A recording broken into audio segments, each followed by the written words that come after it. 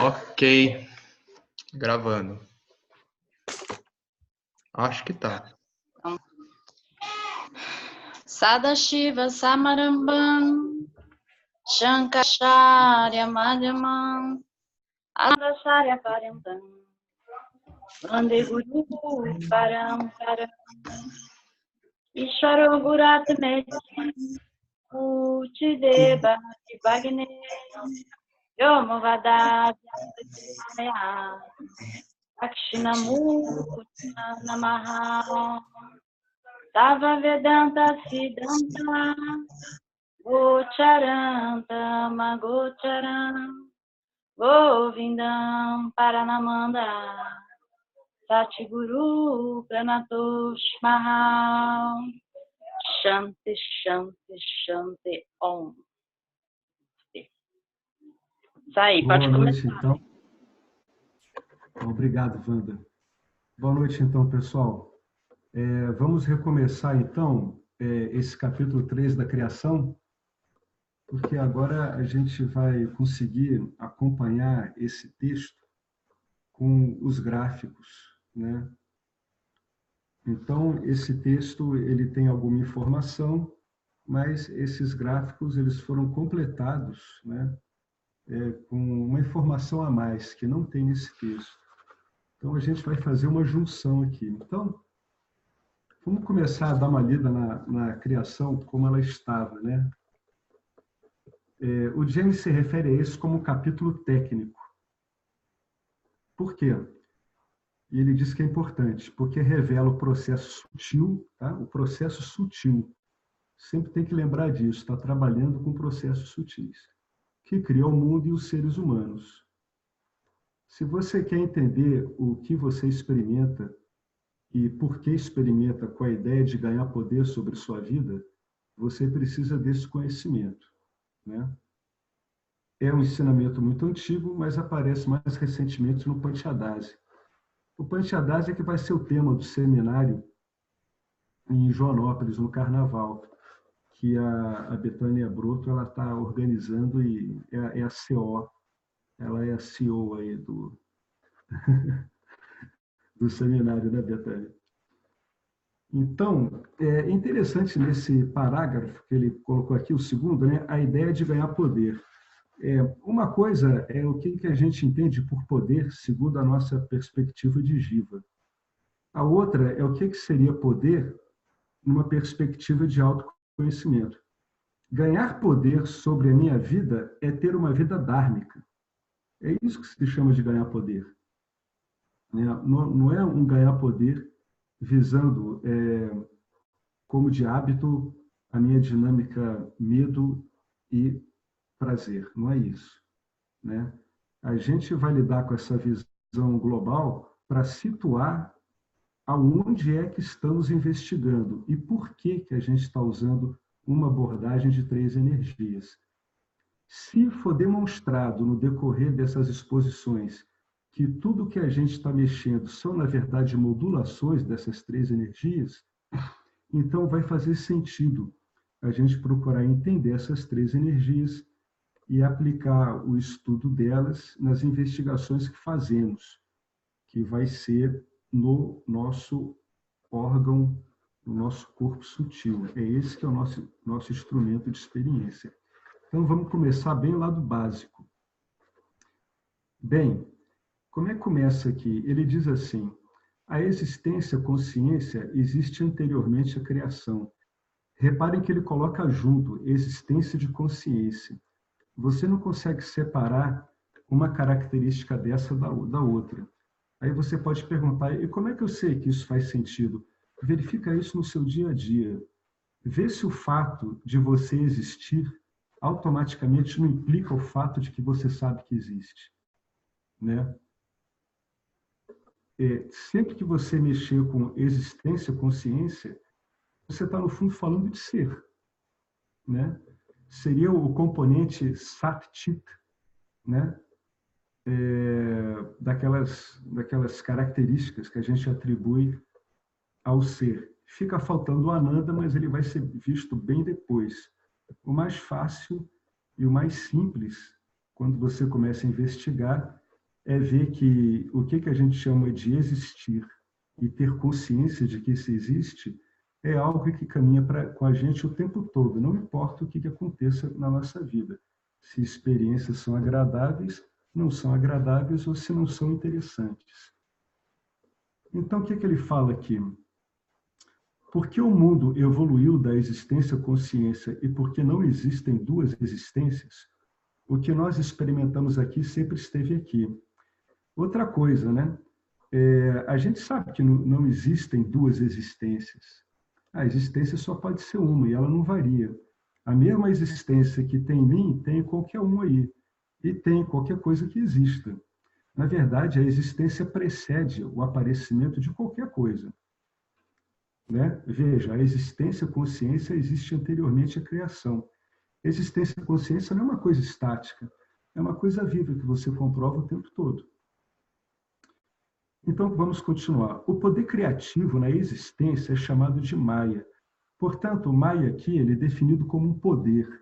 Ramana Maharishi definia Maya como um misterioso poder inerente ao ser. Né? O ser puro, ele não tem movimentos, ele não se move, ele não tem expressão em dimensões. Então, qual é o modo disso ocorrer? É ele exercer um poder criativo inexplicável. Maya cria o mundo a partir da existência. Maya é a matéria primordial e a inteligência que forma o mundo. Então, você vê aqui que Maya não é só uma questão de iludir, enganar e vários atributos que a gente vê que são bastante negativos. Né? Essas visões negativas ou positivas, elas vão vir com a experiência do Jiva, mas não são inerentes ao mundo em si. Né? Maya é a matéria primordial, é a inteligência que forma o mundo, é a responsável pela formatação toda do mundo. É mais grosseira que a existência, embora mais sutil que as formas que evoluem a partir dela. As primeiras coisas que evoluem a partir de Maya são os elementos sutis. Os elementos sutis evoluem antes de terem expressão na manifestação. A manifestação vai depender desses elementos sutis. Nesse gráfico aqui, nesse caso, aonde a gente veria esses elementos? A gente veria eles começando a atuar na parte de tamas predominante. Mas o texto ele vai trabalhar um pouco acima, nas duas porções superiores do gráfico. Depois é que a gente desce para cá. Isso é só para mudar a visão que se tem muito de Maya. Né? Maya é que é responsável por essa formatação toda do mundo.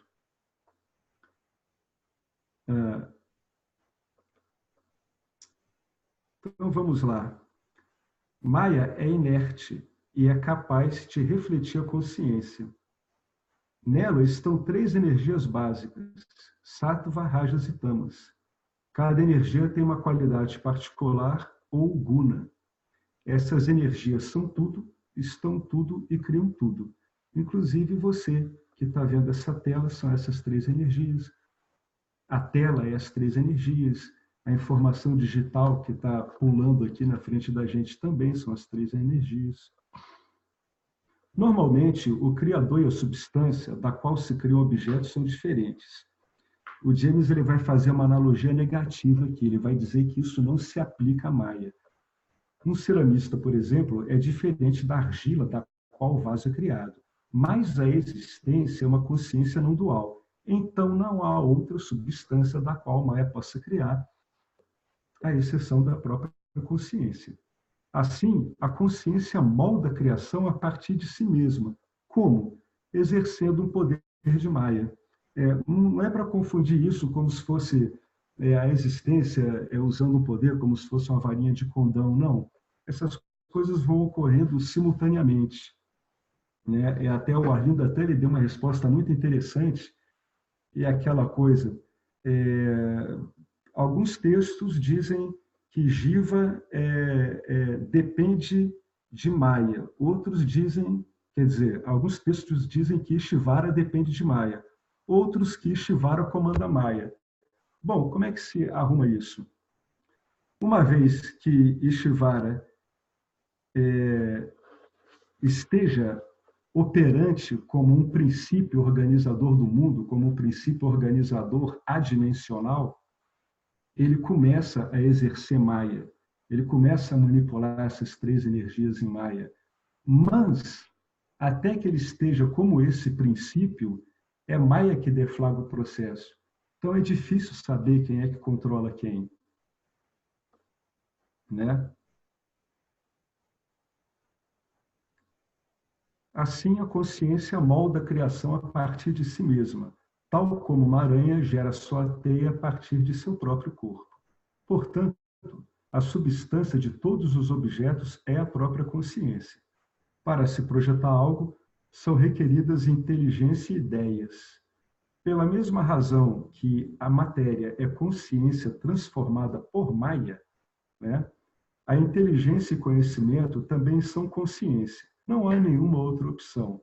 A mente da aranha cria a teia, e a aranha tem o poder de transformar-se em sua própria teia, sem jamais deixar de ser uma aranha. Essa é uma analogia positiva.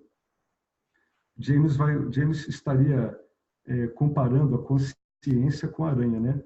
Ou seja, a consciência, sem passar por qualquer mudança, tal qual a aranha, aparece nesse mundo como a teia da aranha. Agora sim, agora a gente vai começar aqui no gráfico. Comecem lá de cima. Né? Aqui tem um ponto de indiferenciação, não dualidade, que se chamaria da testemunha não experienciante. Aí onde o cursor está correndo, não há experiência, não há objeto de experiência. Tá? Não existe uma relação dinâmica, não há dualidade. Né? Quando ocorre a atuação de Maya, o primeiro efeito que Maya dá é criar um ambiente, devido a esse ambiente ainda preponderantemente puro, Maya trabalharia com uma característica satífica predominante. Essa característica satífica predominante formaria o que as pessoas entendem aqui por um espelho, matéria extremamente sutil, ainda seria em forma potencial. É aqui que as pessoas chamam, muitas vezes, esse puro sattva de matéria espelho de Ishvara.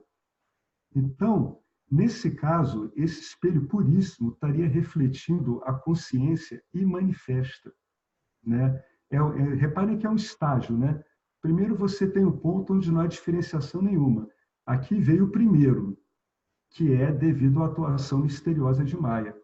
Nesse caso, carregadíssimo de sattva, esse espelho material em potencial, ele está refletindo, né, todos os potenciais que depois vão se transformar no que a gente entende como mundo. Nesse sentido, a gente teria puramente um conhecedor, um conhecimento puro. Por isso que se diz que é puro sattva, porque quanto mais sattva, melhor a capacidade de transmissão que vem da consciência, de reflexão, se preferir falar assim. Né? Então, uma vez que esse puro espelho ele esteja montado, ele agora a gente pode chamar ele de Ishvara. A gente pode botar didaticamente assim, é válido. Portanto, tudo o que está pronto para se manifestar está aqui, nesse espelho puríssimo, está refletindo puramente todo o conhecimento que existe em natureza ainda potencial. Né? Então, a criação ocorre em 3 etapas. Agora a gente está na consciência pura refletida. Essa consciência pura refletida é esse Ishvara aqui, o puro sattva, chama de matéria, um espelho puríssimo de sattva. A criação ocorre em 3 etapas. Durante o primeiro estágio, a consciência pura refletida, né, com uma grande massa satívica, ela é dominante. É a consciência, aquela consciência ali não dual, ela agora começa a aparecer. Ela aparece como um princípio conhecedor, que é Ishvara. Ele é onisciente e é o modelo das verdades, forças e leis eternas que estruturam a criação, os 3 gunas, os 5 elementos, os seres vivos e o karma. Então, aqui está no texto, é chamado de Ishvara. Na terminologia religiosa, é Deus. Ishvara é consciência identificada com tudo. Uma interpretação possível também que ele está identificado com tudo porque ele tem em semente tudo o que há de vir a ser manifesto, né? Então, essa é a característica de Ishvara. Ishvara é puro sattva. Ele é a consciência aparecendo realmente, primeiramente, como um puro princípio conhecedor. A consciência pura original não se identifica com nada. Com certeza, como vocês veem, a consciência pura original ela está absolutamente em outra ordem de realidade. Tá? Ela precisaria de um meio, de uma forma, de um jeito para começar a se expressar como criação. Então, primeiro, ela se expressa como um puro conhecedor. É o Deus das cosmogonias. Agora, a gente vai para uma consciência refletida. Vamos chamar de espelho embaçado. É como se, no lugar daqueles arquétipos finíssimos, né, super fiéis em relação à sua fonte que está incidindo sobre esse espelho, agora essas imagens nesse espelho vão começar a ser embaçadas. Como é que elas vão começar a ser embaçadas? Embaçado porque é a metáfora que a gente usa para dizer que o espelho agora já não está mais refletindo tão puramente aqueles princípios, né? Mais intocados, mais puros, mais satívicos. Como é que isso acontece? No segundo estágio, sattva, que é essa energia responsável por tudo que vocês veem como conhecimento, experiência, inteligência, projeto, ela já fez o papel dela aqui preponderantemente nesse estágio. No estágio seguinte, ela recua e agora a gente tem uma energia de característica de picos, de alto movimento, uma energia explosiva. A principal função de rajas é movimento, né?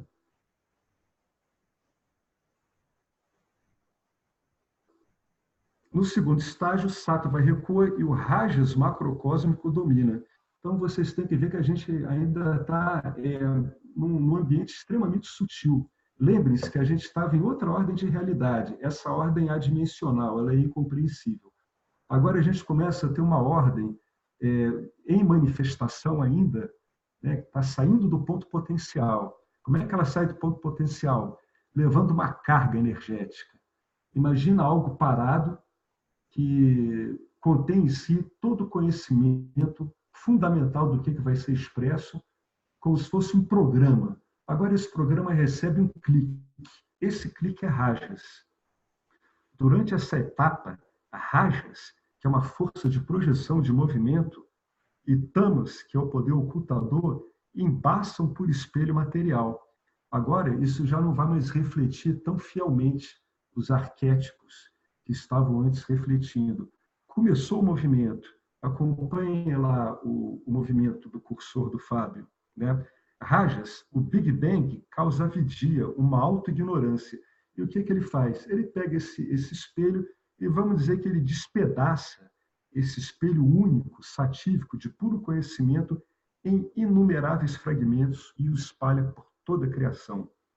Esses fragmentos refletem a consciência na forma de seres vivos, infinitamente diversos, né? Quando você vê um ser vivo, você vê consciência refletida e você vê um corpo material. Então, quando você vê um ser vivo, o que você está vendo? Você não está vendo um ser vivo que vive por si. O que você está vendo como forma é um aparato refletor. É um mecanismo que está refletindo um aparato refletor sutil. Nesse aparato refletor sutil, está batendo ali a consciência, como se fosse um raio de energia elétrica ligando uma máquina, ligando um robô, né? Então, esses fragmentos, a importância desses fragmentos que a gente vê que foram explodidos, que eles vieram de sattva, é que, como eles são fundamentalmente de sattva, é por causa disso que eles refletem consciência. Se eles não fossem feitos de sattva, eles não teriam condição de refletir consciência. Então, você não teria, por exemplo, seres que você acha que eles estão vivos por si mesmos. Na verdade, a vida que você vê nesses seres é essa consciência primordial que está se refletindo ali. Ela saiu, vamos dizer, ela não saiu mas agora ela consegue se transmitir para uma outra ordem de realidade, que a gente começaria a chamar de Mithya. Então, a gente estava no ambiente de Satya, e agora estamos vendo como é que isso aqui ocorre em Mithya. É como se tivesse que ter um transdutor, algo que traduzisse, né, o que seria uma consciência sem expressão quando ela passa a se exprimir, quando ela passa a ser a própria manifestação.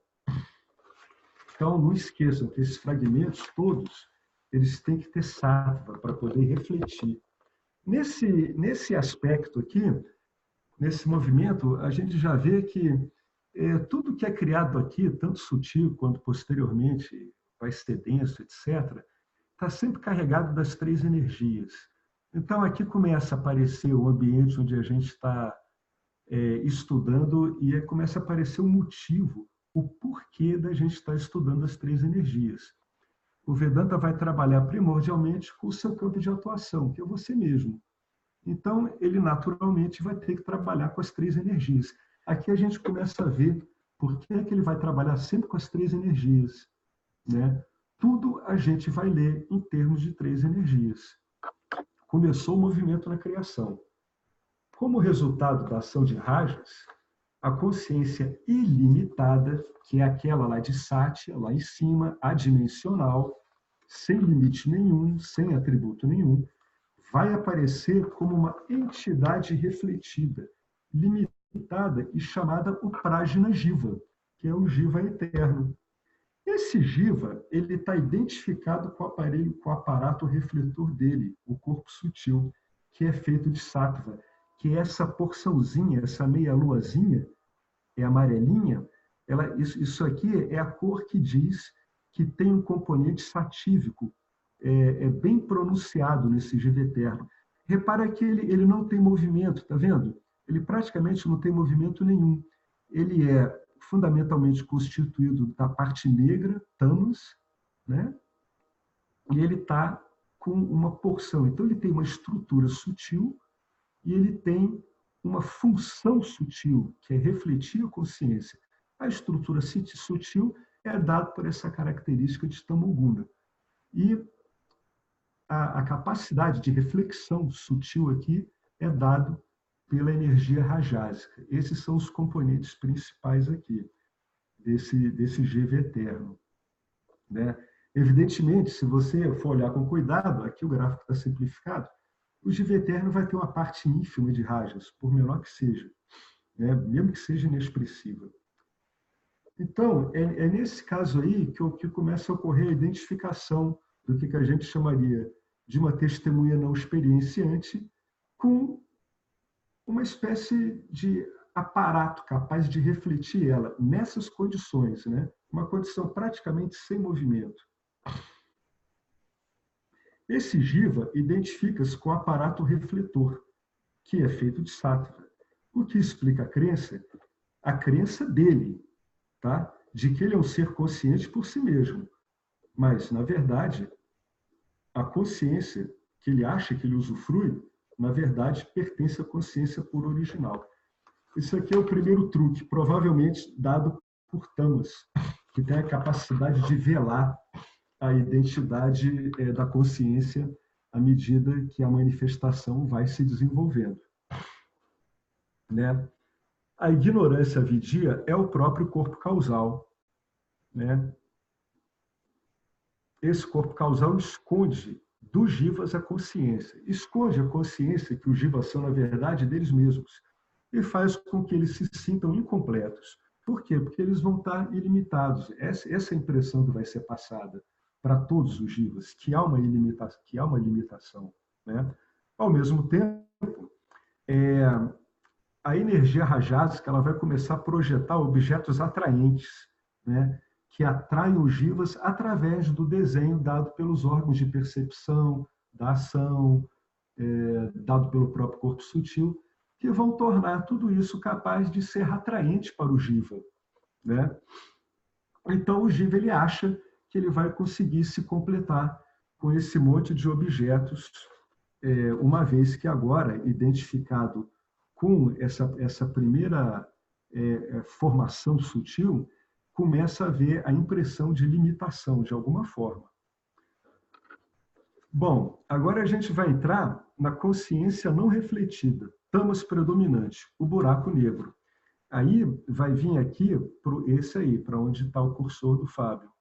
Nesse estágio, Maia começa a fabricar matéria a partir de tamas. Lembrem-se, matéria é sempre algo produzido, né? Estrutura, matéria, coisa estruturadora, estática, sempre produzida através de tamas.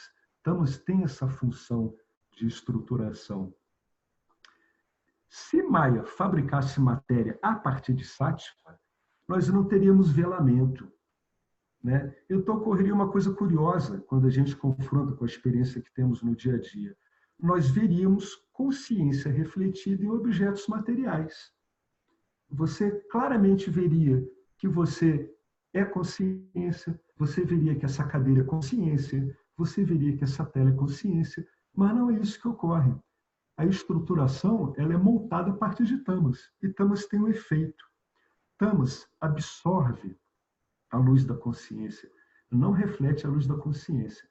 A absorção é total e a reflexão é zero, né? Então, realmente, tamas significa um buraco negro. A matéria é uma substância eterna, mas evolui. Então, sempre vai ter matéria, mas na criação, no desenrolar, no desdobrar da manifestação, ela vai evoluir, se recombinando, dando origem a elementos que a gente vai ver como, né? Agora, uma coisa muito interessante é que esse comportamento que está descrito aqui, de tamas, que tem essa capacidade de absorver completamente a consciência sem refleti-la, é a mesma função que a física relativista descobriu nos buracos negros, né? Que absorvem completamente a luz e não emitem luz nenhuma, não tem reflexo nenhum, por isso que se chama de buraco negro. São corpos no espaço com uma densidade absurda, extremamente denso. Então, você não tem atividade nenhuma lá, nada do que a gente entenda por atividade. É como se fosse uma tremenda de uma matéria bruta, com uma densidade infinita. Agora sim, agora a gente vai entrar na evolução da matéria, né? É o que ele tinha falado. A matéria é uma substância eterna, mas evolui. Agora a gente vai ver como ela evolui. Vamos lá. Vamos dizer o seguinte, que só para cortar aqui, para a gente, na hora que tem essa explosãozinha, o Big Bang, início da manifestação, vamos dar um pulinho e vamos aceitar, tá, que esses elementos constituintes aqui que a gente está vendo, bem aqui, ó, embaixo aqui, aí, esses elementos constituintes já foram formados após esse Big Bang. Tem um outro quadro que explica a formação desses elementos com mais cuidado, né? Onde um elemento deriva do outro, né? E vai incorporando as propriedades do elemento do qual ele deriva. Mas a gente vai ver isso em outro gráfico. Para a gente ter um apanhado desse conjunto geral, vamos tomar isso aqui como dado. Tá? Vamos dizer que já houve esse processo de elaboração desses elementos, né? Isso vai ser feito basicamente no campo de tamas predominantes, tá? Então, os 5 elementos sutis, veja bem, estamos aqui ainda no ambiente sutil. A gente ainda não houve densificação de nada. Nada está densificado, né? Os 5 elementos sutis, que é espaço, ali no pretinho, né? O ar, que é o amarelinho, fogo, vermelho, água, que é o ar no fundo azul, e terra, que é esse fundo esverdeado, surgem da parte da matéria primordial na qual tamas predomina, tá? Então, agora, a gente está tendo os elementos sutis saindo aqui de tamas, de um tamas ainda sutil, né? Depois é que essa característica tamásica, né, que vai estar agora imbuída em cada elemento desse, no decorrer da criação, é que ela vai grossificar e formar o que a gente chama de mundos, terra, objetos, mas por enquanto a gente está num campo bem sutil. Estamos trabalhando com uma energia tamásica sutil, e ela que está dando origem a esses elementos. Isso a gente, como já foi falado aqui, a gente vai ver um pouco depois, né? Veja bem, olha, como é que ele segue aqui o texto. A matéria é inerte, ela não pode fazer nada. Por quê? Porque aqui eu não tenho rajas.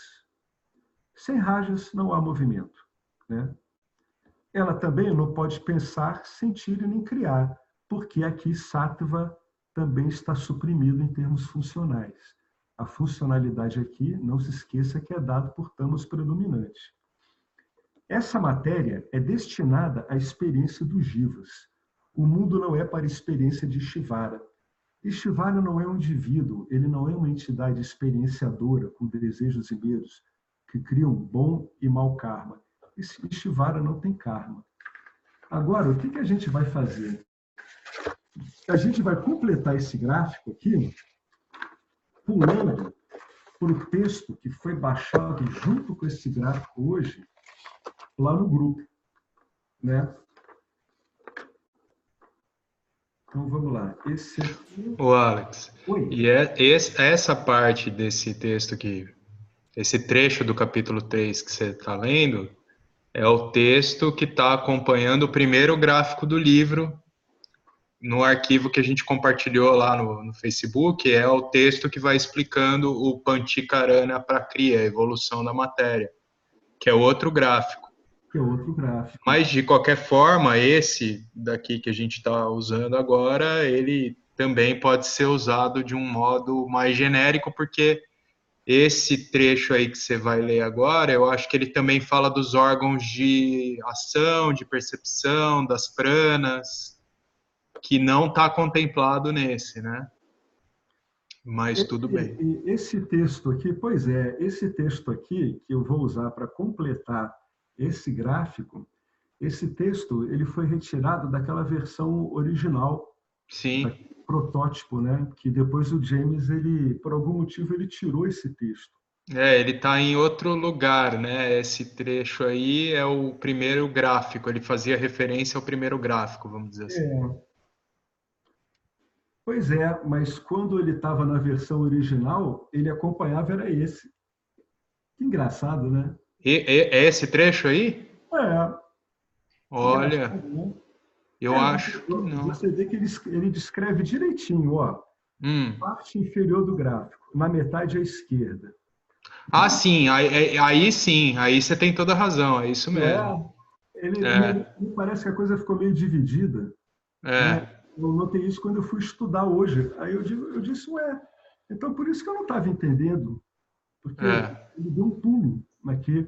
Sim. Aí agora é que ele vai para a parte inferior. Como vocês veem, olha, a gente saiu aqui.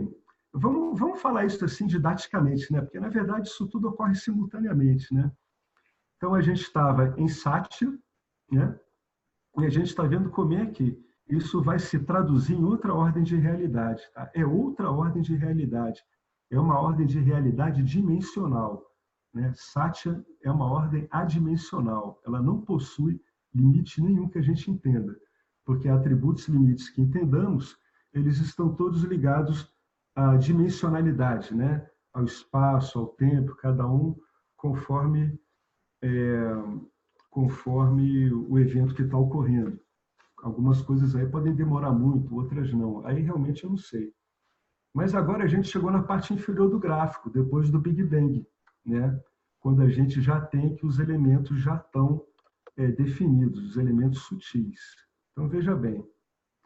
Dos elementos compostos, que são essas 5 bolas coloridas representando 5 elementos, eles já estão compostos, tá, gente? Esses elementos sutis, eles começam assim, eles vão se recombinando para poder gerar todos os objetos que existem no mundo. As combinações são infinitas.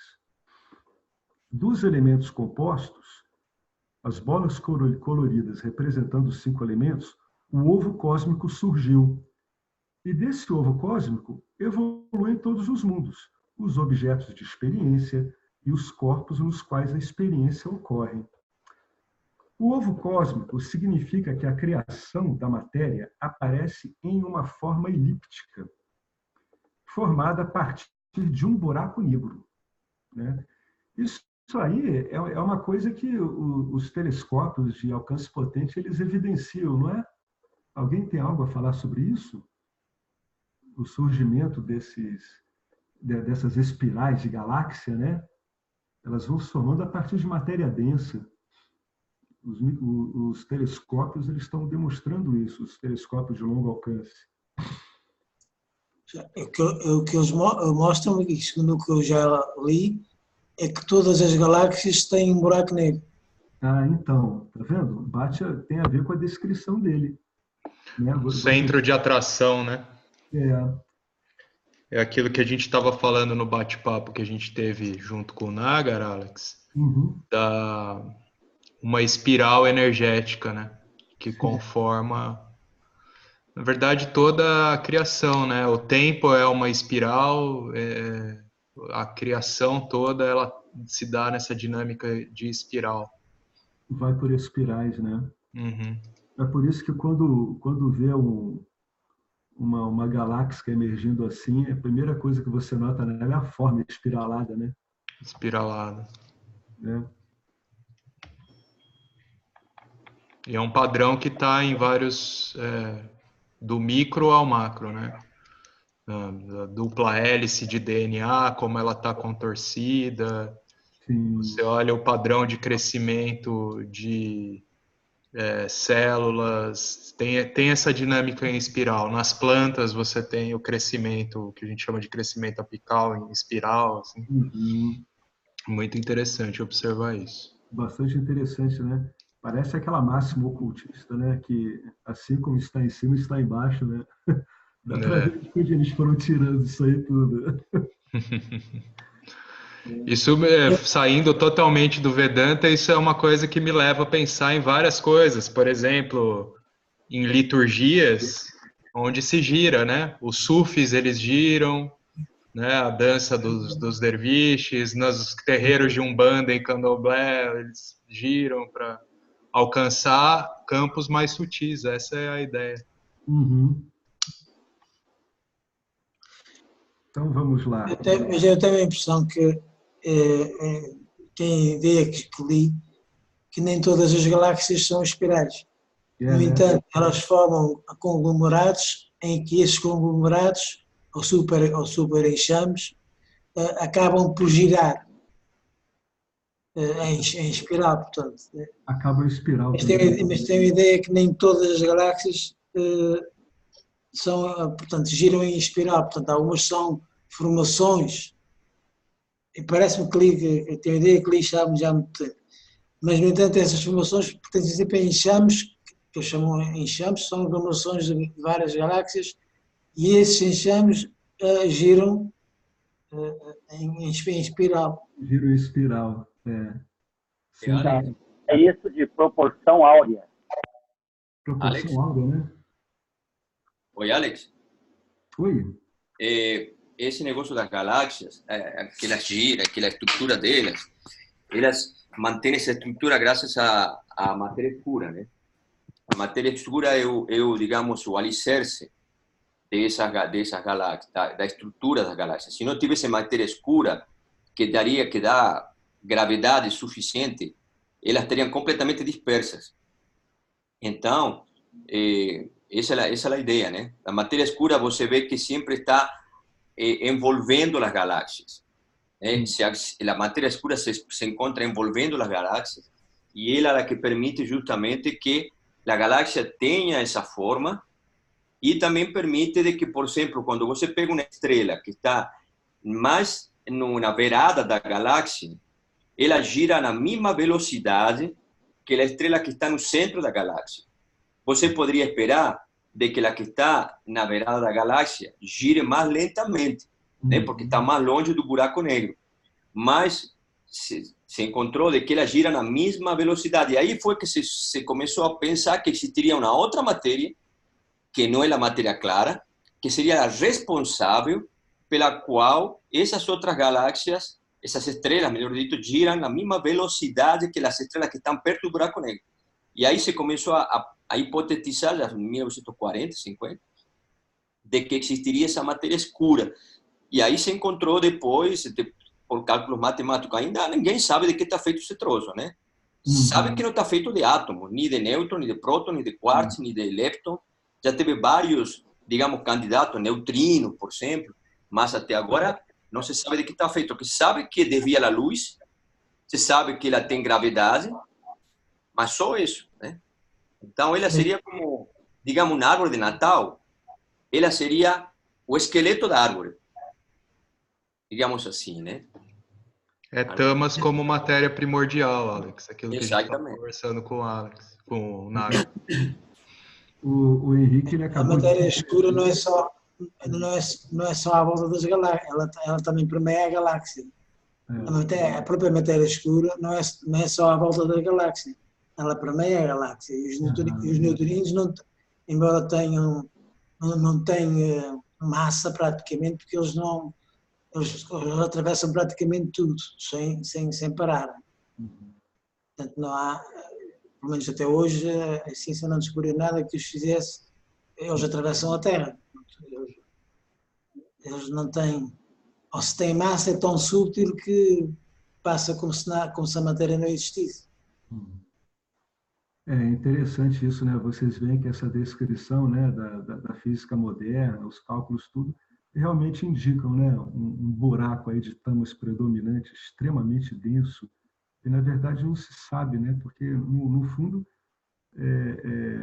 seria uma espécie assim de ambiente sutil, mas extremamente denso, gravitacional. Bate com essa descrição do Vedanta. Bastante interessante isso. Uma questão que eu acho interessante, não sei se Milhares de anos para tentar depois, entender a luz do Vedanta, eu não sei como que seria isso, de que no começo do universo, do Big Bang, que predominava era a matéria escura, né? E depois a energia escura começou a igualar a matéria escura e agora quem está predominando é a energia escura. Por isso esse universo está em expansão, né? E aí ninguém sabe como que vai terminar a história, né? Se o universo vai ficar, digamos, se expandindo infinitamente, né? E a gente ficaria completamente isolados, ou se em algum momento ele contraria de novo, né? Agora, como que eu não sei se a Vedanta fala sobre isso, porque acho que no começo, nesse negócio da cosmogênesis aí, ele fala algo de tamas, né? De que no começo predominava a matéria escura, que para mim matéria escura, né, ou matéria seria o próprio tamas, né? Não sei se seria isso, né? No primeiro momento seria, então predomina tamas, mas depois parece que isso vai mudando, né? Aí começa a energia escura a predominar, a energia escura ia puxar o universo para fora, né? Agora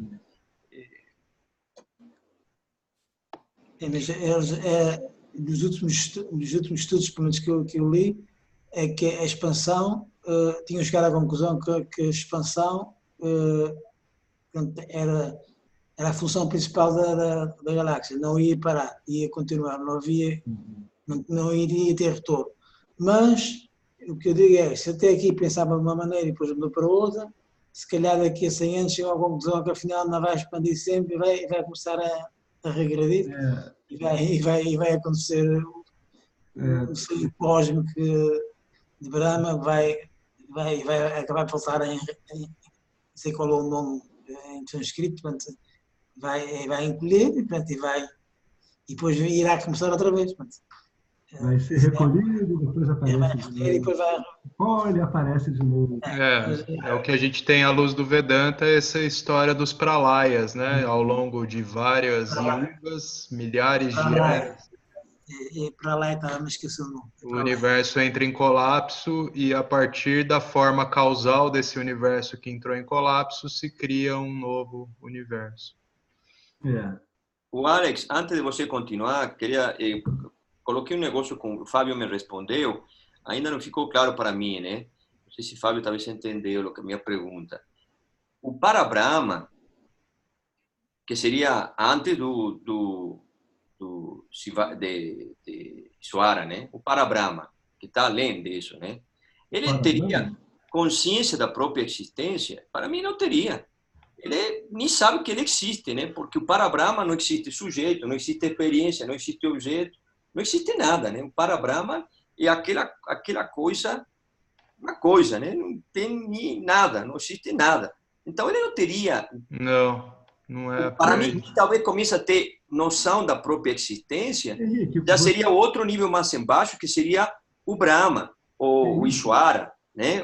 Deixa eu te fazer uma pergunta. Você precisa de alguma experiência para saber que você existe? Eu acho que você tem que... Na questão, por exemplo, se eu estava outra vez lendo um texto, uma frase do Nisargadatta, ele diz que nesse nível de nada, não existe nem a consciência da própria consciência.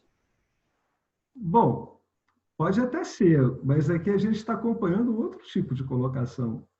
Não, sim, mas estou falando, eu me perguntei a nível de Parabrahma, do absoluto, do intocado, do nada.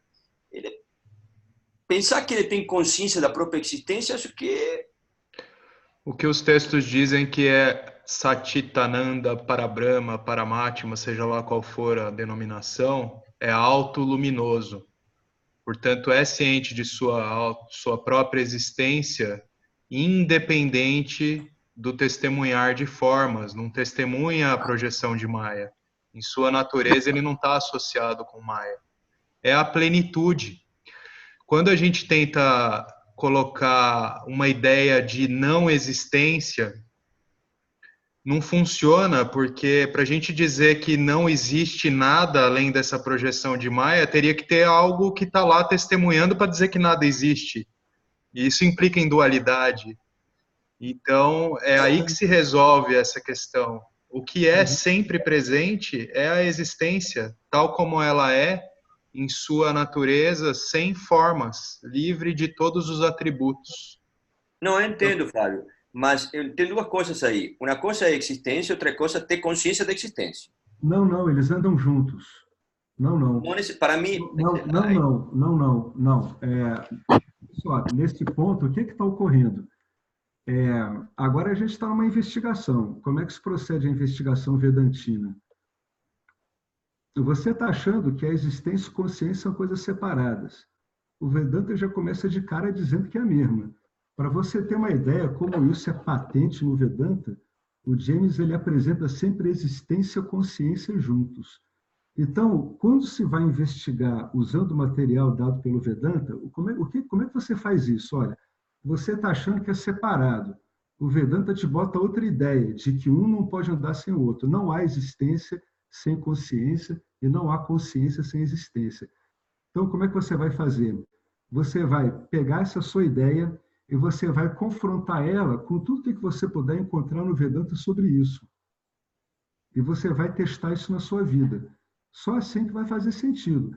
Você vai ter que me apontar um momento na sua existência onde o fato de você existir não é conhecido por você.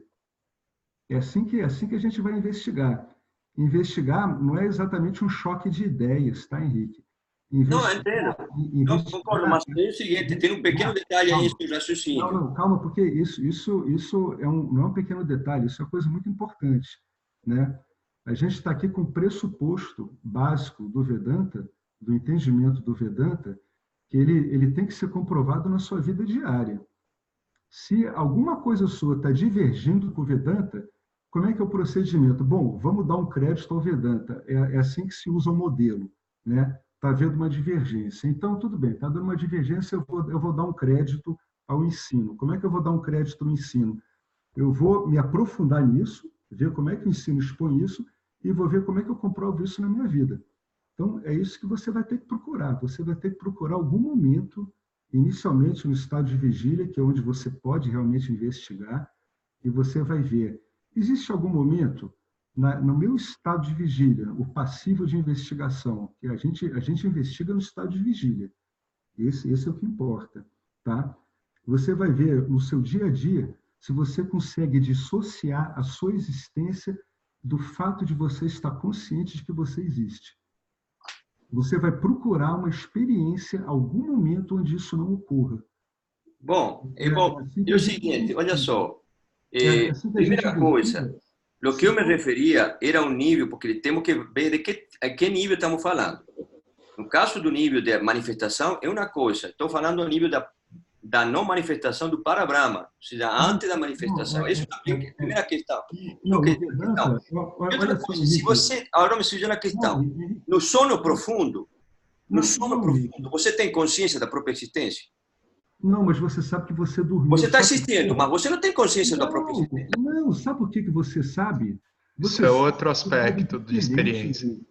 Você sabe de um modo diferente. Você está tentando avaliar a sua experiência do sono profundo com base no que você usa do seu corpo sutil. Só que no seu sono profundo, o seu corpo sutil está recolhido ao corpo causal. Mas o corpo causal, olha ali no mapa ali, ó, o corpo causal onde a mente recolhe, ele tem um componente satífico, ele tem um componente de conhecimento. É esse componente de conhecimento que vai dizer depois para o corpo sutil que houve um bom repouso. Você sabe o que aconteceu durante, você repousou, mas você não sabe como é que isso ocorre, porque você está acostumado a entender o seu funcionamento de entendimento através do seu corpo sutil trabalhando no estado de vigília. Mas que o conhecimento de que você teve um sono profundo, ele é efetivo e ele é entendido pelo corpo sutil, ele é mesmo. Todo mundo diz isso. Eu dormi bem, eu dormi profundamente, eu não tive sonhos. Então, alguma coisa lá que é responsável pelo conhecimento, que é o mesmo sátiva, que é responsável pelo conhecimento do corpo sutil, atuou lá também, mas não do modo como a gente entende. Esse é que é o problema. Por isso que a investigação tem que ser super meticulosa. Concordo, Não há como negar o conhecimento. Tá? Você não tem como negar que você sabe que você teve um sono profundo. Olha só, mas... Agora, como é que eu tive esse conhecimento? Agora você pode começar a usar inferência. Se eu tive esse conhecimento, é porque tinha algo em conhecimento lá. Às vezes as pessoas acham que o corpo causal é uma coisa totalmente caracterizada por tamas. Não. Na hora que vai ocorrendo a manifestação, né, essas energias começam a se compor. O percentual de sátiva no corpo causal é o suficiente para você conhecer essa experiência. Não, eu concordo, Alex. Mas no Parabrahma não tem corpo causal, não tem nada. Como que vai ter consciência da existência se não existe corpo causal? No Então, Henrique, veja só, justamente, então não dá para comparar a experiência do sono profundo com o Parabrahma, tá? Vamos começar por aí, não tem comparação, porque o corpo causal também é um meio refletor. O que acontece é que tamas manifesto, vela, é uma experiência livre de todas as formas. Então você fica em autoignorância no sono profundo. Uhum. A única coisa que existe realmente, o que é existência, é consciência. Esse é todo o ensinamento do Vedanta. A essência de todas as coisas é consciência. É a essência, é o fundamento de tudo o que é aparentemente real, o que existe como manifesto abaixo dessa linha de Maya, é consciência aparecendo como múltiplas formas. Então, o que é Parabrahma é um termo em sânscrito que vai aparecer desde o Rig Veda lá, Satitananda. É existência, é consciência e é não limitado. É a mesma coisa. A consciência que vivifica, que faz você aparecer como essa consciência que está testemunhando objetos, ela está refletida na sua mente, é a mesma consciência fundamentalmente. Entende? Então, o que as escrituras dizem em Parabrahma, inclusive, o que é dito também é que o Jivan Mukta, aquele que se tornou um autorrealizado, porque ele compreendeu completamente a sua natureza livre, ele se torna, ao falecer, Videha Mukta. Significa que esse corpo de vasanas dele, o corpo causal, ele já nem tem mais força para se expressar, ele fica livre de novas encarnações, portanto, livre das experiências abaixo da linha de Maya. Ele é simplesmente consciência novamente, ele está recolhido nessa ordem do não manifesto. Então, o que é dito é que Parabrahma é autoluminoso, portanto é autoconsciente também. tudo que a gente ilumina é o que a gente conhece, né? A gente tem a luz como uma boa analogia, porque é o conhecimento que está revelando tudo que você conhece, é como se estivesse iluminando, revelando todas as formas para você. Essa luz é a consciência que é para Brahman e que possibilita toda essa projeção de Maya. Certo? Certo. Investigue.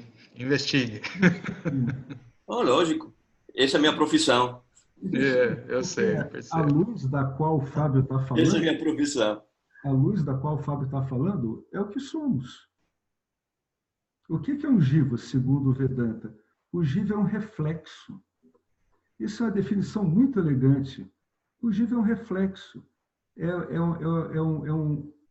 um reflexo num aparelho que é esse corpo sutil, adequado para refletir o nível de consciência. É isso que é um jiva. Ou seja, o que é o jiva, se não o próprio Parabrahman? Então, você pode, através da investigação, inferir algumas coisas. É por isso que eu disse para você, não é tão diferente assim você observar no seu dia a dia se você consegue separar o fato de você existir do fato de você estar consciente de que você existe. Você até sabe quando o seu corpo sutil entra em colapso. Vamos supor que você desmaie.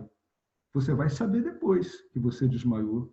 Você sempre sabe se você estava lá com os sentidos funcionando ou não. O fato de você não ter experiência que você está acostumado a ter através dos sentidos e com a integração da mente, não quer dizer que a experiência não tenha ocorrido. Compreende? Isso é investigação. Você vai acabar encontrando. Tá joia, Carlos? Boa Desculpa. noite. Tem que ir, desculpa. Se não for, nunca mais respeito. Boa noite, Carlos. Noite. Então, vamos continuar Boa aqui. noite. Mas essas questões que o Henrique levantou são muito interessantes. Por quê? Porque a investigação ocorre assim, gente. Tá? Quando a gente usa um sistema como o Vedanta, a gente vai sempre dar crédito ao sistema que a gente está usando para investigar. Sempre. Né? Se você tem alguma posição divergente com ele, você vai comparar e vai investigar para ver realmente o que faz sentido, o que pode ser corroborado ou não. Algumas coisas são muito fáceis de comprovar no dia a dia. Esse da existência consciência é meio que auto-evidente, mas ele precisa de uma comprovação vivencial. Às vezes uma pessoa vai e diz assim, eu sei disso, eu sei que eu sou consciente. Mas lá no fundo ela está com muita dúvida. E quando eu desmaio? E quando eu durmo? Como foi a pergunta dele, mas e no corpo causal? Sim, mas é aquela coisa que foi falada aqui, né? O corpo causal ele tem um componente refletor, então ele tem um componente sátiva de conhecimento. Uma vez eu fiquei muito tempo com essa questão, viu, rapaz? Eu fiquei vários meses. Até que um dia a ficha caiu. Eu digo, claro, o negócio tem sátiva também. Então é por isso que eu sei que não teve nada. Mas não do jeito que eu estou acostumado a experienciar com o corpo sutil. É por isso que é necessário o indivíduo ele se deter muito nessas investigações. Tá? Porque elas, inclusive, vão abrir um modo de entendimento aí muito diferente. Que não quer dizer que não esteja aí, ele está, ele só não está exercitado. Né? Você contou com uma coisa interessante, né? O sattva aparece depois. É o primeiro princípio que você colocou agora. É o primeiro princípio que aparece o sattva. Antes disso, não tinha sattva, né? Não, o princípio... Não tinha sattva, não tinha rajas, não tinha... Isso. Em Satya não tem nada disso. É Nirguna, livre das gunas. Quando entra a atuação de Maya, você vê ele dizendo que Maya ela traz em si os 3 gunas. Aí que começa a aparecer. Ou seja, é uma ordem de realidade dando-se, né? Manifestando-se como outra ordem de realidade. Só que essa ordem de realidade, que não tem as 3 gunas, ela não depende de nada dessa outra ordem de realidade que tem as 3 gunas e que depende totalmente da outra. Totalmente. Vale investigar. Eu acho muito legal essas questões que aparecem aqui, né? elas dão quiprocós, dão às vezes, uma atravessa, fala do outro, tudo, mas elas incentivam muito a investigação. É importante, é assim mesmo. Esses são os diálogos que você vai ver dentro da sua mente, quando você for investigar. Né? Então, aonde a gente estava? Bem, a gente estava aqui. A gente não estou com o texto aberto, Alex. A gente estava no tamas macrocósmico, né? A matéria mais densa. É tão densa que nem a luz consegue escapar ou refletir a partir dela. A matéria se organiza de acordo com as ordens de Sattva, né? De acordo com aquele princípio puro, né? O reflexo puro. A matéria se organiza assim. Sempre que tiver organização, conhecimento, vai atrás que você vai estar vendo uma atuação de Sattva. Como é que Sattva atua? A matéria se organiza de acordo com as ordens em Sattva em inumeráveis sóis, planetas, galáxias, que fornecem incontáveis campos de experiência. Esses campos de experiência são meios refletores. Eles permitem que Sattva reflita nisso, nos quais os inumeráveis seres conscientes, que são os reflexos. É o Jiva. O Jiva é o reflexo. Né? Podem desenvolver instrumentos de experiência. Os corpos e as mentes que vivem, se reproduzem e morrem. Então é interessante. Você vê que tudo é organizado de modo a criar meios que são capazes de refletir a consciência. Mas olha que construção elegante. Pô, não é? Mesmo que você use isso só com uma filigrana, uma brincadeira assim, é muito elegante. Né? Tudo está construído como aparatos refletores. Aparece aqui no mousezinho, ó, meio refletor e a reflexão. Né? Tá vendo aqui embaixo? Ó? O que nós somos, essencialmente? Somos reflexos. Reflexos que conseguem se fazer reflexos porque estão refletindo no meio refletor, cuidadosamente elaborado para isso. Agora, na metade à direita desse gráfico, a gente vai ver um pouco sobre a reflexão, né? Os únicos seres conscientes de interesse para nós, no entanto, são os seres humanos. Por que ele fala isso?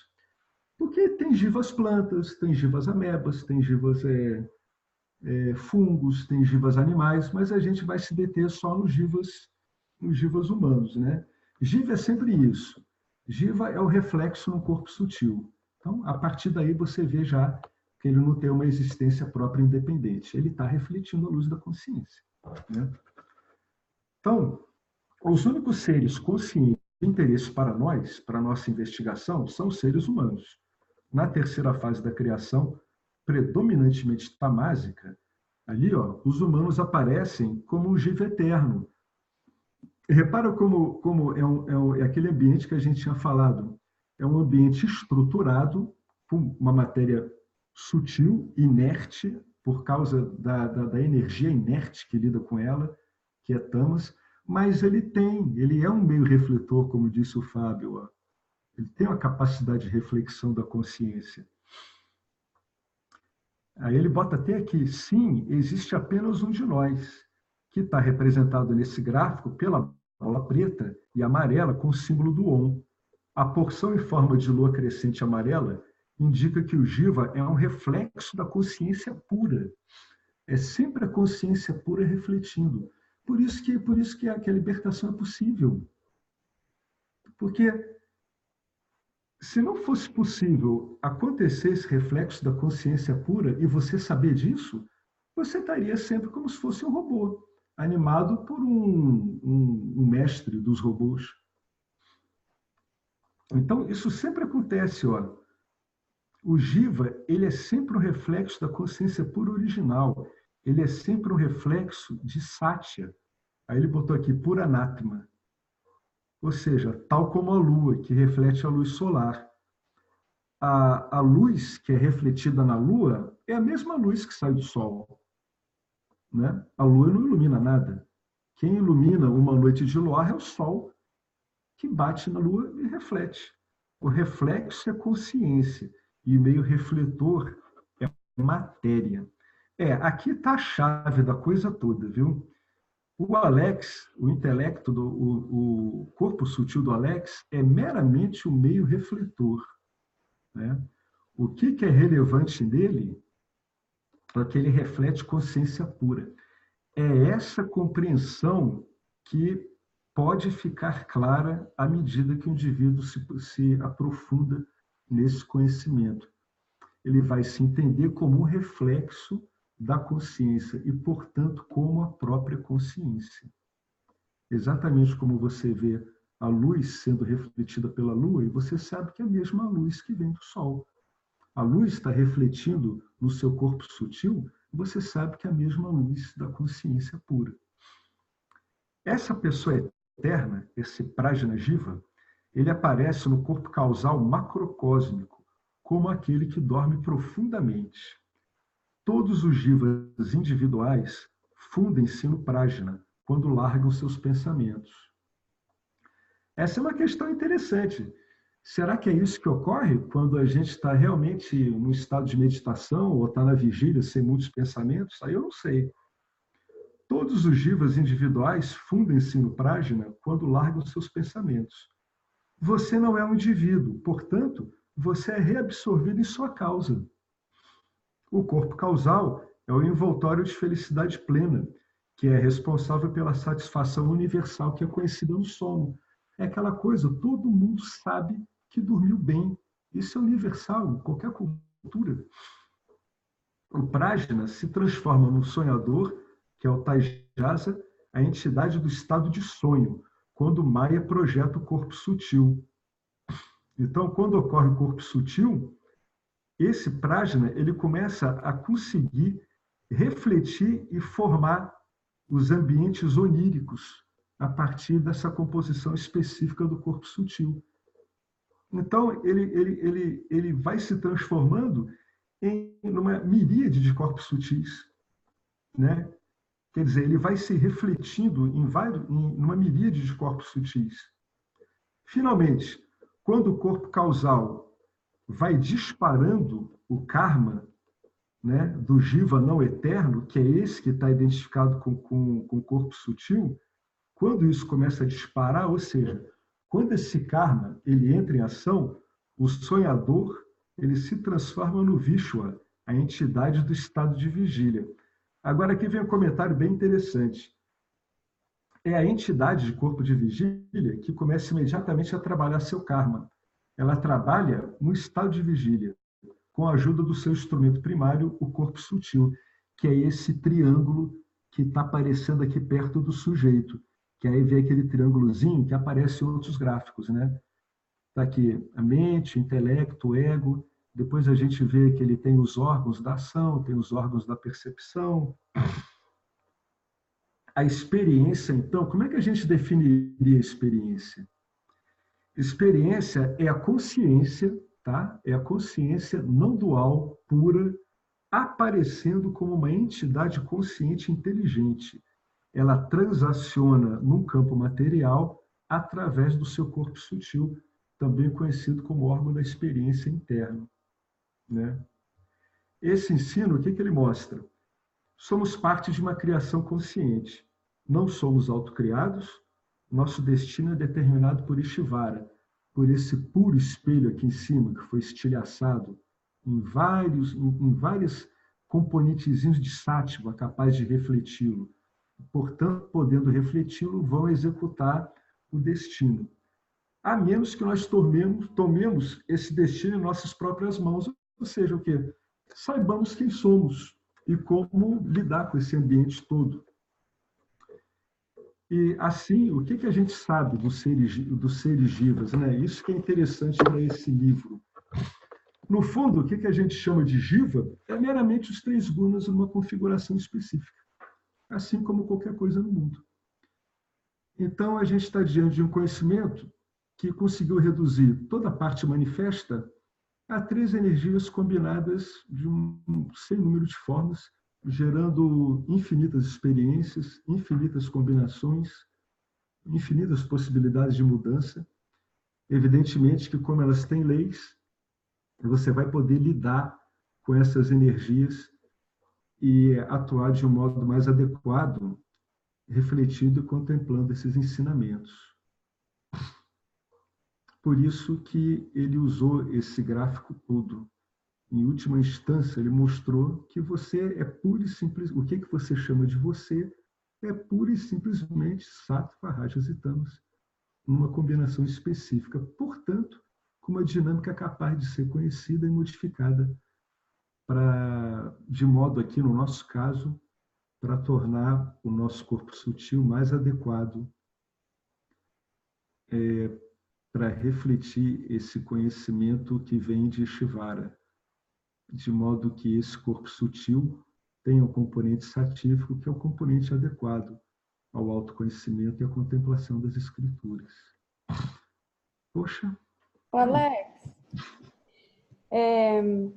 fala um pouco mais disso, porque deu uma ressoada aqui diferente. Esse somos, né? O Jiva é somente as 3 energias. Eu sei, já tenho ouvido isso, mas ressoou e eu queria, sei lá, mais dessa água aí, né? Beber mais disso daí. Eu não sei se sai. O que é o Jiva? O Jiva, ele é um aparato refletor, ele é um reflexo, eu prefiro isso. O Jiva é um reflexo incidindo no aparato refletor. Esse aparato refletor é constituído de quê? Das 3 energias, né? É na composição dessas 3 energias do corpo sutil que você vai poder ter um Jiva, que é esse reflexo, mais adequadamente refletido na sua natureza intrínseca de consciência. O reflexo não pode ser mudado, né? O reflexo, ele é imutável, ele é o próprio ser pleno, né? O reflexo é o próprio ser pleno, que está refletindo num ambiente constituído pelos gunas. Então, como é que o Vedanta vai atuar? Ele vai atuar no que não pode ser alterado? Não. O que não pode ser alterado não tem ignorância nenhuma. Aonde pode haver problema é na composição de gunas do aparelho refletor. É na composição de gunas onde Jiva, o reflexo, vai estar atuando. Ou seja, o modo como reflete. O componente mais adequado para refletir do modo mais fidedigno a consciência pura é o componente satívico. Então, essa estrutura que a gente é um reflexo batendo no meio refletor. É nesse meio refletor, na composição dele, que o conhecimento vai trabalhar, né? É assim que trabalha. Trabalha onde há Mitya. É em Mitya que o conhecimento trabalha. Esse reflexo, ele vai procurar, por o nosso objetivo, encontrar um meio adequado a ele, mais refinado possível. Então, é o meio mais satívico. Se eu for, por exemplo, um bandido, o meio mais adequado para mim, para o meu ambiente refletor, é um ambiente bastante rajásico. Se eu tiver um conflito, também. Se eu me dedicar a uma tremenda preguiça e não quiser nada, vai ser um ambiente bem tamásico. Agora, para a gente aqui, o principal enfoque da gente vai ser trafegar por essas energias, de modo que, com o passar do tempo, esse aparato refletor fique cada vez com um componente satífico maior. Vou dizer aqui o que ressoou, tá? Porque não ressoou o aparato refletor, nada disso. Só no momento que, para mim, ficou... Nossa, é só as 3 energias, né? Não mais nada. É como se isso, sabe? É só as 3 energias, independente da sua forma de aparelho refletor, o corpo sutil, o corpo causal, o corpo... Enfim, é só as 3 energias em tudo no universo, né? Sim. E aí estou pensando um pouco nisso. E quanto mais, por exemplo, Sattva tiver no Jiva, mais próximo também está de Shvara, né? Não sei, estou pensando algumas coisas assim também. Não sei se faz sentido.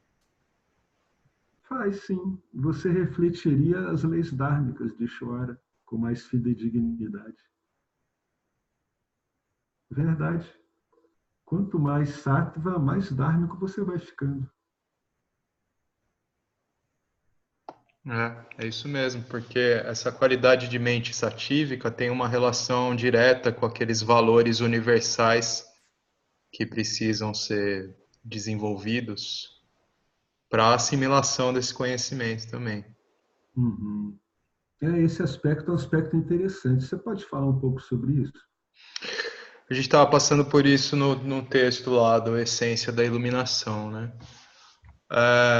Então, quais são esses valores universais, né? São 20 valores universais que não caberia falar sobre todos agora, mas são valores que giram em torno de a não presunção, não apego aos objetos, a equanimidade mental, a estabilidade emocional, enfim, tem valores descritos assim como uma ausência de necessidade por sociabilização, enfim, uma saudável indiferença para com a existência, né? Com a existência aparente. Então, esses valores universais são os valores descritos como os 20 valores da mente de um Yani. Então, eles são desejáveis para que a gente possa, enfim, buscar isso, e com isso também a gente resulta numa qualidade mental mais e mais satívica, cada vez mais satívica. Eu tenho a impressão que o Alex caiu. É isso mesmo? Alex? O Alex caiu. Vamos ver se ele volta. Não, voltou. Ressuscitei aqui, ó. Ah. Tá ouvindo bem agora, Alex? Ouvindo. Então existe essa ligação direta. A gente está falando, todo esse conhecimento que a gente tem, né, agora, essa oportunidade de estudar mais a fundo sobre as gunas, Alex, como a gente estava falando também naquela conversa que a gente teve com o Nagar, ele é complementar, mas também é muito importante, sobretudo no quê? No entendimento dessa nossa interdependência com Ishvara. Porque a ideia de você gerenciar as gunas é até um pouco pretensioso, né? A gente tem alguma coisinha que a gente pode fazer, mas não é muito, porque a natureza dessas energias, ela está em constante modificação mesmo, tem uma dinâmica aí. Mas a gente deseja uma mente sábia. Uma mente sábia é uma mente... A gente deseja a liberação, né? Mas para isso a gente precisa da sabedoria para tal. E aí essa qualidade envolve uma mente satívica, né? A sabedoria envolve uma qualidade mental predominantemente satívica que está diretamente ligada com o desenvolvimento desses valores. Então, enfim, começa pelo valor universal, do Dharma universal, de não violência. Claro que a gente tem os aspectos dos Visheshas Dharma, né, o Dharma circunstancial. A gente não está falando aqui sempre de um temperamento, daquela imagem do monge zen budista no alto da montanha meditando. A vida às vezes pede verve, né? Pede que a gente tenha uma ação veemente. Mas começa por esse valor universal, passa por esses valores como a ausência de pretensão, de presunção, a ausência de desapego, né? O vairagya, que é um dos grandes valores da mente de um Yani, é o vairagya, essa saudável indiferença, que a gente traduz como desapego, mas há uma dificuldade de entender desapego. Muita gente entende desapego como ser negligente com as coisas, não é bem isso, é uma saudável indiferença para com a vida, a existência, os objetos, né? Então, não desejo de posses, ser indiferente em relação a essa necessidade de sociabilizar-se, de estar em convívio social e tal.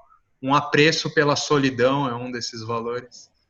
É. Então, isso está diretamente ligado com essa condição de mente satívica, com a construção desse aparato sutil, do corpo sutil mais predominantemente satívico, para que a assimilação do autoconhecimento possa acontecer. Parece, inclusive, que esses valores assim são muito importantes depois, né, para que possa se ter aquele Ananda, né, possa ser sustentado, né, Sim. adequadamente, né, no ambiente experiencial. Sim. Isso é uma coisa que escapa muito às pessoas que investigam tudo. Parece que elas não entendem a relação entre uma mente satívica que está reproduzindo esses valores e a sustentação desse Ananda, né? Porque existência consciência é uma coisa que a gente vai investigando e vai ficando meio óbvio para a gente, mas parece que o Ananda precisa de um embasamento de valores éticos mesmo para ser sustentado. Sim. Senão ele não fica, ele fica oscilando. Sim. E é muito importante isso, para manter esse relacionamento saudável com o Ishvara, que o Nagar tanto tem, ele vem falando, né, de como a gente pode colocar isso, né, para o nosso cotidiano, né, o Ishvara nas nossas vidas, de fato, que permeando todo o dia a dia, do momento que a gente acorda até o momento que a gente vai dormir, é muito importante para o autoconhecimento após ele ser estável, inclusive quando ele ocorre de fato, né? Porque quando as nossas tendências não dármicas se manifestam, eu não vou resolver isso adequadamente afirmando só que, não, mas eu sou a consciência que é independente, indiferente a tudo isso. Não, mas enquanto eu sou um jiva na experiência, eu preciso resolver isso em Ishvara manifesto também. Então, eu resolvo essas coisas a partir de uma compreensão de que nada acontece pela minha ação isoladamente, né? Tudo está na interdependência de Ishvara, né? Então a gente vai com isso diluindo as nossas ações como ações que vão entrando em harmonia com essa totalidade de fato, né? O mesmo espírito de contribuição, porque Ishvara é isso, né? Está nos oferecendo tudo, né? Todas as coisas que estão acontecendo nesse momento para esse corpo estar funcionando, o corpo de todos nós está funcionando, para a gente estar aqui como a mesma consciência, trocando essa ideia a partir de instrumentos diferentes, em perspectivas diferentes, mas experienciando essa mesma realidade consensual, que é esse encontro na internet aqui agora e tal, ou se a gente estivesse na mesma sala, a gente ia estar presenciando o mesmo ambiente, fisicamente, né, no mesmo ambiente. Então, é aí que está essa importância do relacionamento com Ishvara. E o Alex, eu sei que está batendo o final do tempo, mas o Ronaldo, ele trouxe uma questão aqui que ele colocou em particular para mim. Eu perguntei se a gente podia abrir e posso pôr, ou você tá pensando em encerrar? Como que você quer fazer? É contigo. Não, por mim, fica à vontade. Ele perguntou o seguinte, que não seria Ishvara o Jiva eterno, consciência associado aos corpos macrocósmico, bruto, sutil e causal? Ishvara é um princípio eterno, não tem começo e nem fim. Eu vou fazer uma resposta rápida aqui, Alex, e aí se você quiser dar uma estendida nisso, a resposta rápida é não, porque são conceitos diferentes, né? O Jiva eterno é um conceito diferente de Ishvara. Você quer falar algo mais a respeito para explicar isso melhor para o Ronaldo, Alex? O que é o Jiva? O Jiva eterno, como todas essas coisas, ocorre em Ishvara. Faz parte aí de um dos arquétipos que são emanados por Ishvara. Como está mostrando nessa figura, ele está aqui, né? no causal. Ishvara não é uma entidade experienciante, né? Ele não é uma entidade, ele é um conhecimento, um princípio de conhecimento. Ishvara, ele é o reservatório dos arquétipos, das gunas em potencial. Já o Jiva Eterno, ele não é algo em potencial, ele é algo que está efetivo, né? Ele está manifesto aí sutilmente. São bem diferentes, né? Na verdade, o grosso deles pertence a ordens de realidade diferentes. O Nagar já deu uma resposta para isso que eu gosto bastante, que ele fala assim, o Jiva é eterno porque Maya é eterno. Acho que você está ouvindo, né, Ronaldo? Então, o que acontece? Toda essa projeção, tudo isso que a gente está vendo aqui, que está do lado esquerdo e do lado direito, faz parte de uma manifestação que é imediata. A gente procura decupar nesses ensinamentos como ela se desdobra do aspecto hipersutil até o mais denso, mas ela é toda imediata. E é como se isso tivesse num frame aqui, que é essa linha de Maia, que depende de uma luz para que isso seja projetado. E a consciência é essa luz que pervade tudo. Então, pervade Maia, possibilita essa manifestação. Então, o Jiva eterno, ele é sempre existente como toda a projeção do universo em Maia, que está e todo o corpo macrocósmico causal que está aqui nessa linha de Maia e logo abaixo dela, começando a desdobrar as energias como algo não manifesto, as energias e os elementos, ele está num âmbito assim que é fora do nosso tempo, é eterno, é atemporal também. Maia é eterno também, é sem começo. Então esse Jiva é o projeto daquilo que Maia precisa para que a sua manifestação faça sentido. Porque para que criar toda essa maravilha aqui se não há quem experiencie ela?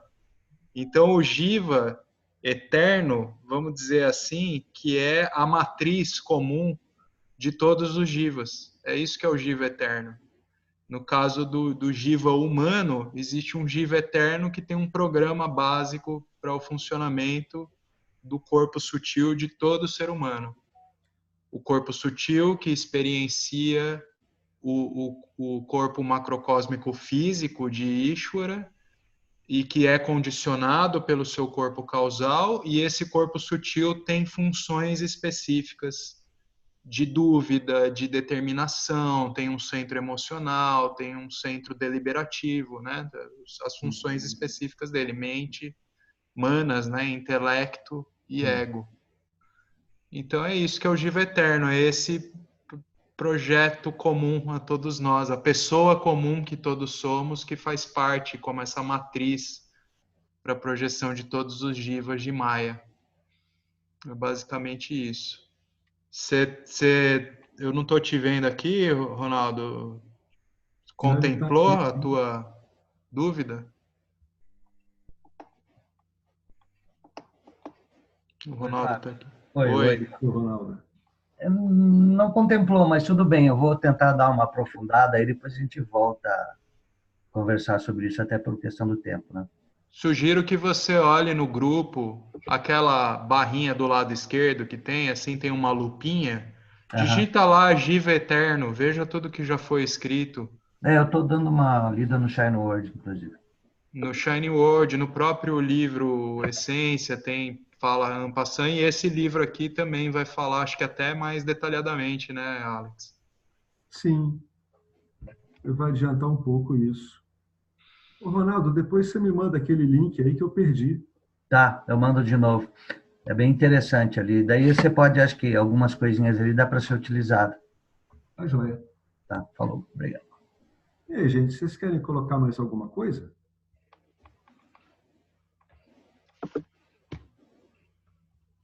Eu achei interessante uma coisa que eu vou comentar rapidamente, que eu sei que o pessoal já está cansado. A gente tem essa dinâmica aqui, ó. Vocês estão vendo o meu mouse, né? Uhum. Dos 3 estados E aí está explicando, né? O nosso estado do adormecido está ocorrendo no corpo macrocósmico causal, o sonhador no corpo sutil, e aqui quando a gente está em vigília, a gente está com o corpo sutil também conectado, né, com os nossos órgãos de ação e de percepção. Então, essa dinâmica adormecido, sonhado, acordado, olha só o ciclo que isso faz, né? Quando a gente dorme, a gente entra diretamente no estado de sono profundo e a gente passa a sonhar porque as vassanas, como uma panelinha de pressão ali em relação a tudo que foi depurado durante o dia, elas vão se expressar. Às vezes essas vassanas não se referem também à expressão de coisas do dia, né? Pode ser que o corpo causal expresse sonhos simbólicos, até pode ter alguma vivência de vida passada num sonho. Mas essa é a dinâmica básica. Quando acontece dessa setinha não vir direto para cá, a gente tem uma estafa, um dia muito estafante e vai dormir com a mente muito cabeça cheia, e a gente pula do estado acordado para o sonhador antes de entrar no ciclo de sono profundo, é que dá aqueles tilts. Isso a gente vê em fisiologia do sono. Então dá aqueles tilts do tipo, você sonha que você está no mesmo ambiente que você está dormindo, e aí o corpo fica travado na cama, tem experiência fora do corpo, esse tipo de coisa. Mas o que eu queria dizer também é que essa dinâmica aqui da setinha serve para a gente ter uma visão legal sobre o Karma Yoga, né? Porque aqui também é o corpo causal, o corpo sutil e o corpo físico, operando no corpo físico macrocósmico de Ishwara, né? E aí a gente coloca só através das nossas ações é que a gente consegue modificar as vassanas do corpo causal, né? Neutralizar vassanas e através das nossas ações que são começam a modificar o condicionamento pregresso que vem daqui, ó, a gente imprime uma ação diferente daquela que é determinada por esse condicionamento pregresso, quando a gente está trabalhando uma vassana adármica e a gente quer modificar esse condicionamento, a gente vai frear, discernir melhor com o intelecto para colocar aqui uma ação mais adequada. E aí a gente consegue neutralizar aqui ou transformar, pode ser dito de outro modo, transformar essas vassanas que eram baseadas em ignorância e em vassanas baseadas em sabedoria, que significa nada mais que uma vassana que agora está mais de acordo, né? Está em harmonia com o Dharma, está em harmonia com o Ishvara. Então, enfim, achei interessante essas setinhas colocadas desse modo aqui. É bacana mesmo, não tinha reparado nisso. Tá ótimo. Muito bom. Legal. Ninguém quer falar nada. A gente faz o Purnamada.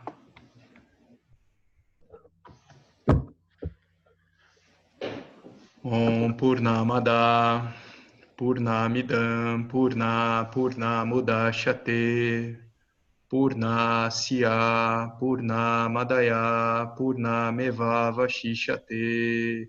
Om Shanti Shanti Shanti. Lembrar que esse mantra que a gente tem usado para encerramento, que aparece lá no Isha Upanishad, a gente tem essa palavra Purna repetidamente, que traz também a lembrança de que essa consciência ela não pode ser vazia, né? Em sua natureza livre de toda essa manifestação, ela não pode ser o vazio. Purna significa o que é pleno, o que é cheio, né? Completo. Então, como que do vazio, do nada, do não existente, a gente poderia expressar toda essa manifestação? Então, tudo é Purna, é esse Purna. Boa noite a todos. Obrigado, viu, Alex? Foi ótimo hoje. Vocês. Gostei muito, gosto muito dessas perguntas incisivas que aparecem aqui, são boas. Um abraço aí, gente. Tudo de bom. Boa noite. Obrigado, Lex. Boa noite. Até mais. Boa noite. Até mais.